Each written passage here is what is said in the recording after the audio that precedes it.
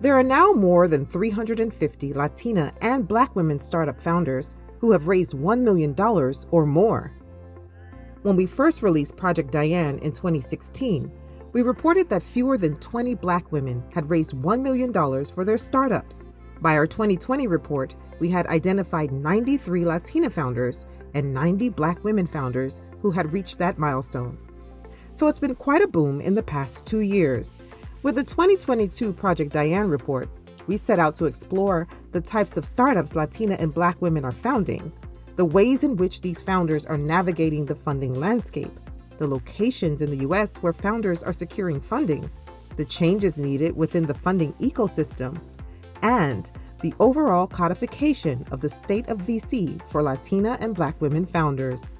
More than half of these startups are in 5 core areas: health and wellness, business products and services, education, personal care and beauty, and financial services.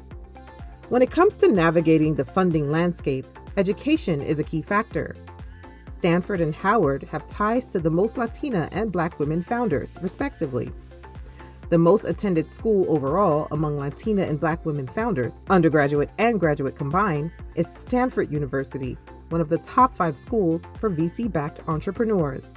We connected with Praxis Lab co-founder Elise Smith, a Stanford grad, to learn a bit about her founding story.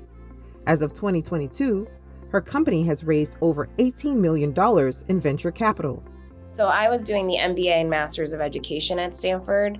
We definitely got grants from Stanford that helped us pay for our living. The summer that we worked on Praxis full time and really built out our first MVP and landed our first MVP pilot customers. So in so many ways, graduate school for me helped de-risk starting Praxis. Like many other underrepresented founders, they're a supporting family, and it is a huge financial risk, particularly when in grad school and already investing and not necessarily having an income. But I think being able to prove that there was a demand, there was a willingness to pay, and there was real impact being had, well, that was all the motivation Heather and I needed to really just dive in.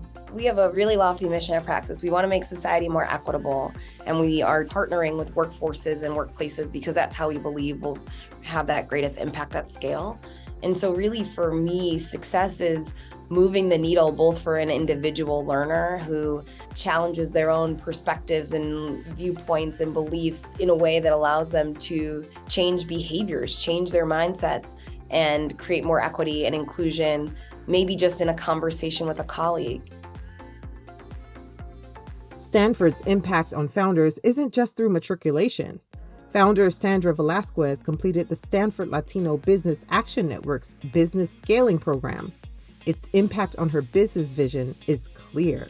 I was invited into the Stanford Latino Business Scaling Program, and that's a huge honor. And one of the things, like, we spent the first several weeks, it's a 9-week program, and we spent the first several weeks talking about company culture and values, right? When you think of scaling, people think about like marketing or they think about funding. Most people don't talk about like company culture, and how you infuse your values of your company into your employees so that they can continue to infuse them into new employees. What they call it in the Stanford program is connect and cascade, right? So you connect people and then they continue to spread the values as you grow the team. Because we've seen many examples of large companies where the core values are literally like a sheet of paper behind the Xerox machine.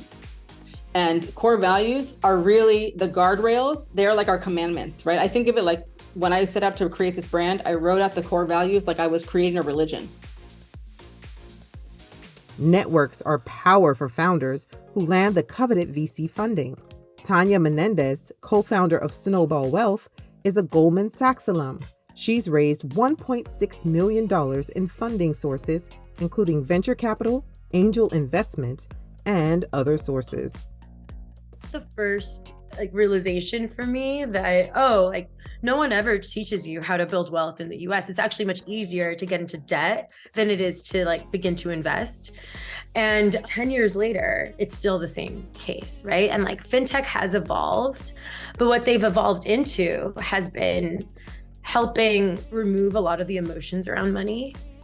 But What we're doing is actually helping you manage your emotions around money so that you can actually begin to overcome some of these fears, begin to shift from like a scarcity mindset to an abundance mindset. And so that's what our platform does today. And we do that through community. We also do that through courses on our platform, and as well as more personalized guidance that's driven by AI. And for Farah Allen, who founded the labs in 2017, it is the lesson on resilience that has been the best teacher of success. My relationship with money was not good. I was very shy about talking about money. I've had people asking me, the male investor would actually run the company versus me. That my idea was too big for me. And I'm like, what? I've had people giving me unsolicited advice about me having a deeper voice. So, because I sound too sweet. What I do now, because not that it went away, is that I know up front what type of people I need to talk to. I redo my research to see who they've invested in. Are they going to be culture shocked by me being in their presence? And I need to look at that stuff because, I've moved from really, really wanting and needing your money to, hey, I have a choice. And I really do only want to have people invest in me who believe in diversity. In addition to the founder spotlights included in the 2022 Project Diane report, our community includes founders like Aurora Diaz, who's building Jefa Box, a beauty experience meant to make Latina-owned brands easier to access and Latina beauty entrepreneurs to activate the $2 trillion Latina buying power. We include founders like Jessica Taylor, whose 2-year-old coffee company is modernizing the blend of coffee to mix with today's non-dairy diet. What I enjoy most about every founder in the Digital Undivided community is the level at which passion and impact intersect. Their companies not only respond to where there's a market need, but they also push where the world requires greater imagination. As one of my colleagues recently put it, an investor is not just looking for a billion-dollar idea.